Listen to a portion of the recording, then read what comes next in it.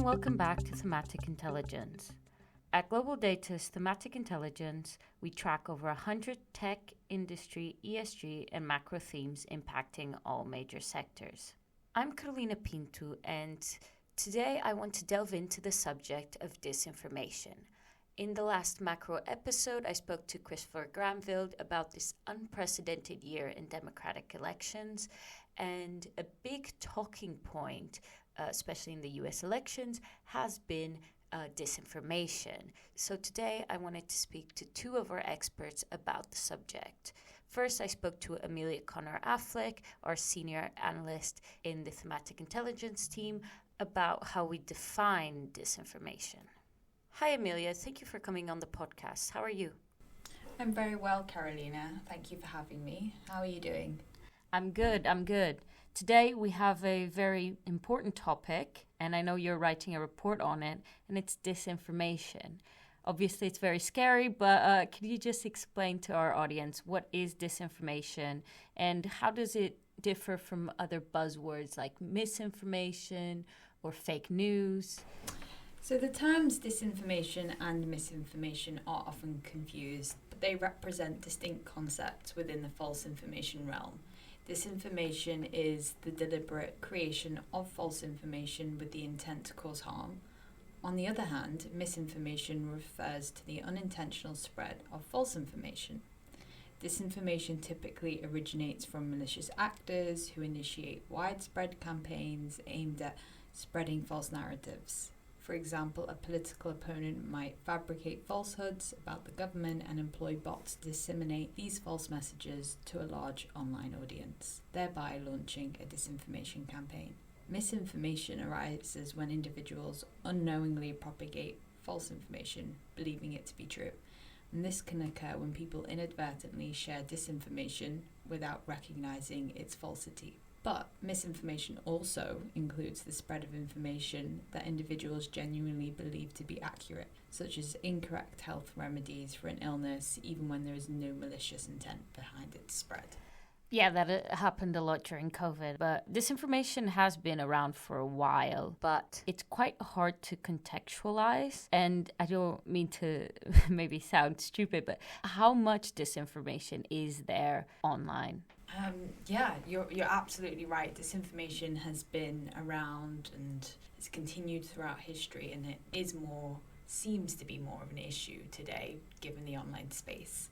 But throughout history, it has served as a tool used by adversaries and governments, particularly during times of conflict. Governments worldwide have historically sought to garner public support by disseminating falsehoods and suppressing inconvenient truths that challenge their narratives. For instance, during the Cold War in 1983, the Soviet Union launched a disinformation campaign implicating the US in the emergence of the AIDS pandemic. And this was long before Facebook was even a concept. But the proliferation of disinformation and misinformation poses significant threats to democracies, undermining information integrity, reliable access to information, and freedom of the press. Particularly concerning is its exploitation during elections by political candidates and governments vying for public support.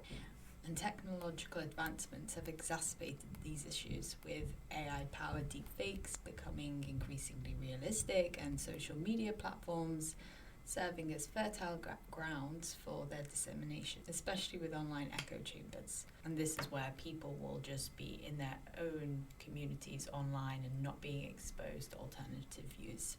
So you've just mentioned deepfakes and the idea that technology has exacerbated the problem of disinformation.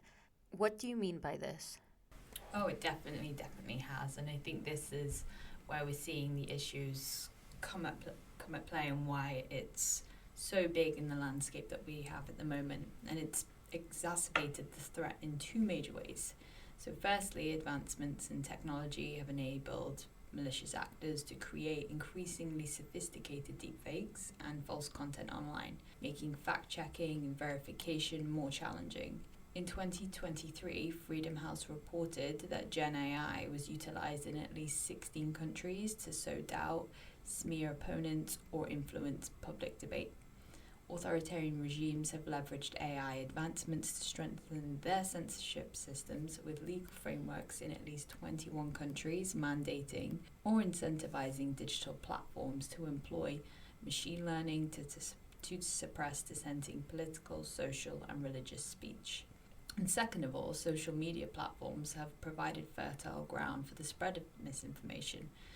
Originally designed to foster community and facilitate freedom of expression, the platforms traditionally maintained lax content moderation policies. Consequently, misinformation can easily proliferate with the click of a button as users unwittingly share false narratives. Algorithms on these platforms exacerbate the issue by promoting catchy falsehoods to the forefront of users' feeds.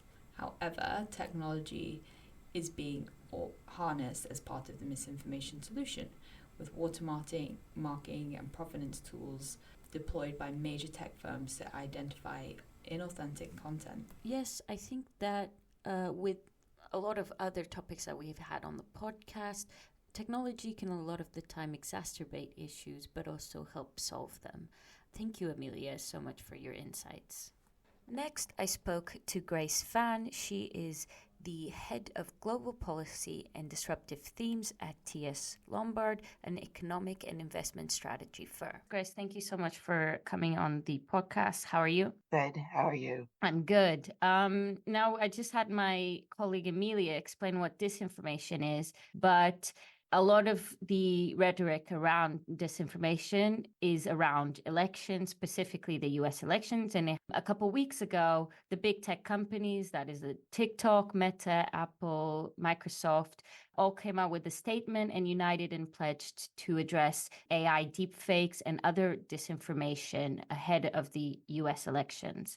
What role do you think disinformation plays in the elections? In a close election, disinformation can plausibly shape the outcome for sure, especially given the small number of voters who will determine the race. So to put this in perspective, in 2016, Trump won the presidential race with just under 80,000 votes from 3 swing states, Pennsylvania, Michigan, and Wisconsin. In 2020, Biden's winning margin nearly halved from that as he won the election with just over 40,000 votes, also from 3 swing states, Wisconsin, Arizona, and Georgia.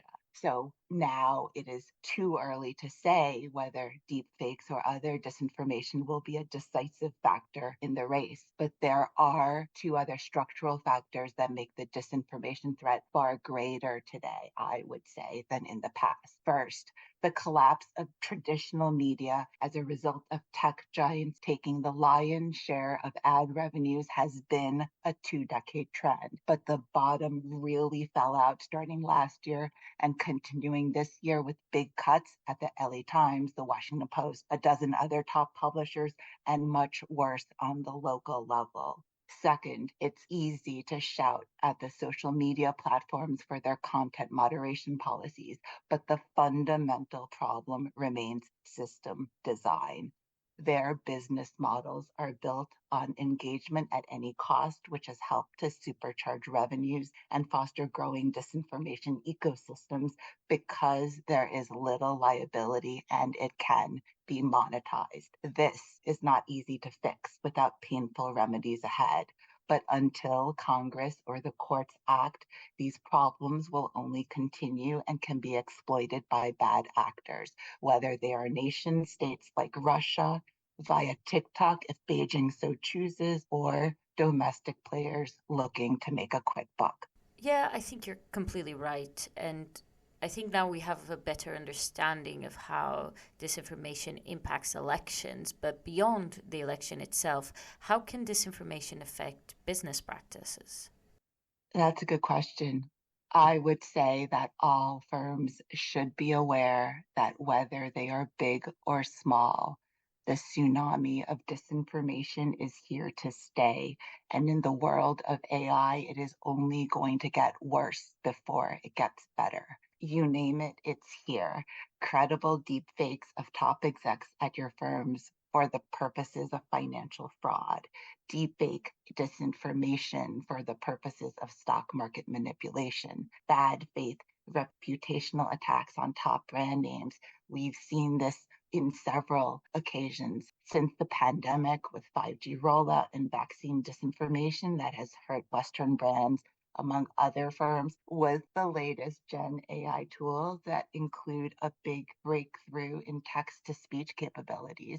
Imagine just how much easier now it will be to pull that off.